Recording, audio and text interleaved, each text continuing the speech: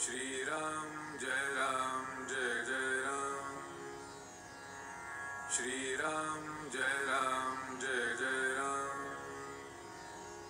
श्री राम जय जय राम। श्री राम जय जय राम। श्री राम जय जय राम। श्री राम जय जय राम। नमस्कार। आज दिनांक 28 ऑगस्ट। श्रीराम जय जय राम। आनंदापासून दूर करते ती माया। श्रीराम जय जय राम। श्रीराम जय जय राम। आनंदापासून दूर करते ती माया। वस्तू आहे तशी न दिसता विपरीत दिसणे म्हणजे माया होय। माया म्हणजे जी असल्याशिवाय राहत नाही, पण नसली तरी चालते। उदाहरणार्थ छाया। माया ही नाशणारी आहे, ती जगते आणि मरते। मला विषयांपासून आनंद होतो, पण तो आनंद भंग पावणार आहे। आनंदापासून मला जी दूर करते ती माया। आपल्याला विषयापासून शेवटी दुःखच येते, हा आपला अनुभव आहे।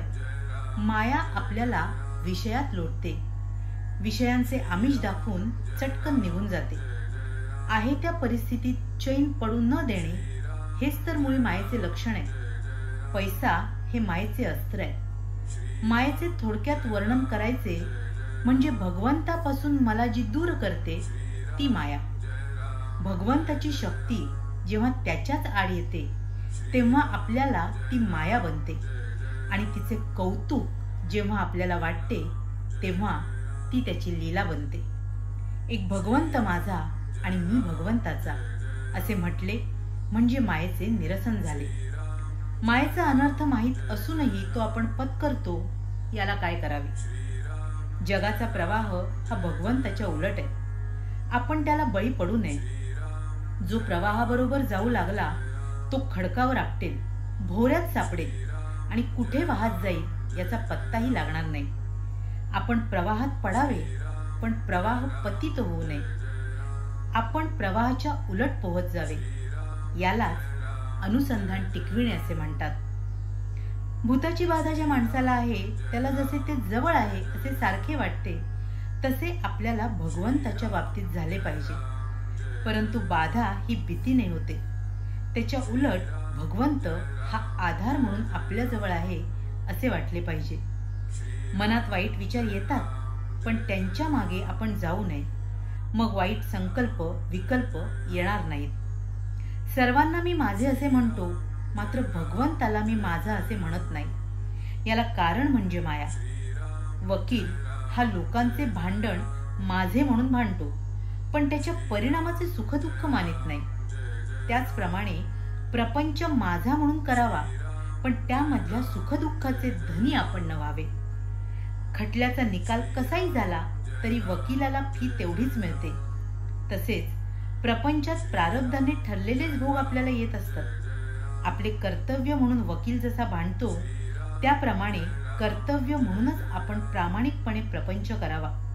त्यामध्ये भगवंताला विसरू नये, अनुसंधान कमी होऊ देऊ नये। कर्तव्य केल्यावर काळजी करू नये, म्हणजे सुखदुःखाचा परिणाम आपल्यावर होणार नाही। हे ज्याला साधले त्यालाच खरा परमार्थ कळला। दुःखाचे मूळ कारण जगत सत्य मानले आपण। श्रीराम जय जय राम। श्रीराम जय जय राम।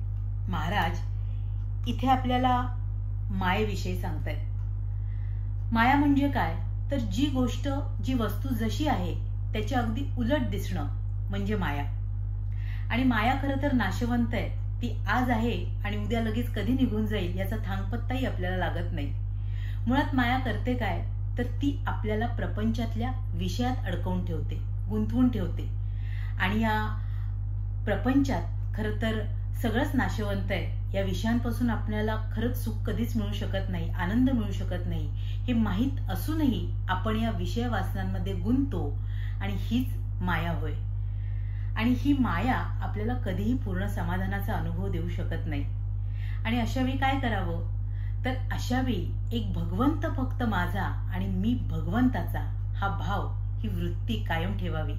म्हणजेच आपण या मायेपासून खरं तर स्वतःला दूर ठेवू शकतो. तसंच इथे महाराज आपल्याला सांगतात की या जगाचा प्रवाहच मुळात भगवंताच्या उलट आहे. आणि या ज्या प्रवाहाबरोबर जर आपण वाहत गेलो तर आपल्याला भोऱ्यात निश्चितपणे अडकावं लागेल, संकटांचा सामना करावा लागेल. आणि म्हणूनच आपण पूर्णपणे या प्रवाहाच्या उलट पोहत राहणं आवश्यक आहे. आणि यालाच भगवंताशी अनुसंधान साधणं असं म्हणतात. आपण प्रपंचातल्या विषयात गुंतू नये, कर्तेपणा आपल्याकडे घेऊ नये. आपला अहंकार, आपला अभिमान हे बाजूला ठेवावं आणि जे काही होतं आहे ते पूर्णपणे भगवंताच्या इच्छेने होत आहे हे ध्यानात ठेवून आपण आपलं अनुसंधान कायम टिकवून ठेवावं. सातत्याने नामस्मरण करावं.